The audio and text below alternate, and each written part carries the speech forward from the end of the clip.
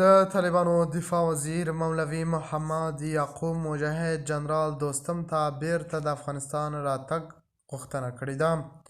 د طالبانو دفاع وزیر ملا یعقوب مجاهد غواړي چې عبدالرشید دوستم بیرته افغانستان ته راولي.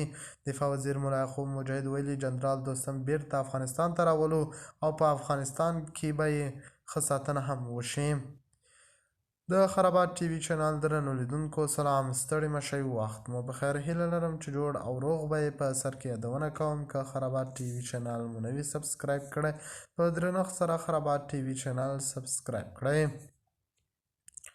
په افغانستان کې د نوي رامنځته شوي ملي جنایت ټولوالې یو شمېر مشرانو ویلي که حکومت د ولسمشر له لومړي مرستیال جنرال عبدالرشید دوستم سره روانه لانجه ژر تر ژره حل نه کړي، نو دوی به نوموړی د حکومت له اجازې پرته بیرته افغانستان ته راولي.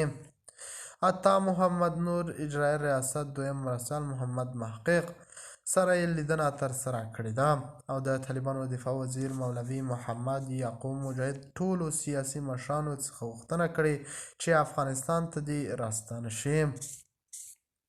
بیا له بلې خوا د افغانستان د سولې لپاره د امریکا پخوانی ځانګړی استازی ډاکټر زلمي خلیلزاد پر افغانستان د طالبانو د واکمنۍ 3 کلونو پوره کېدو په مناسبت تلونیوز سره ځانګړې مرکه کې ومنله چې دوی تړون په پټ ضمانت هم لري.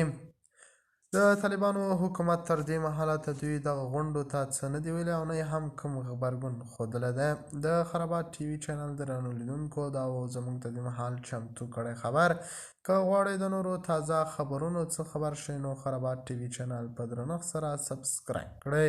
د الله په امان، تر بیا خیر چارې.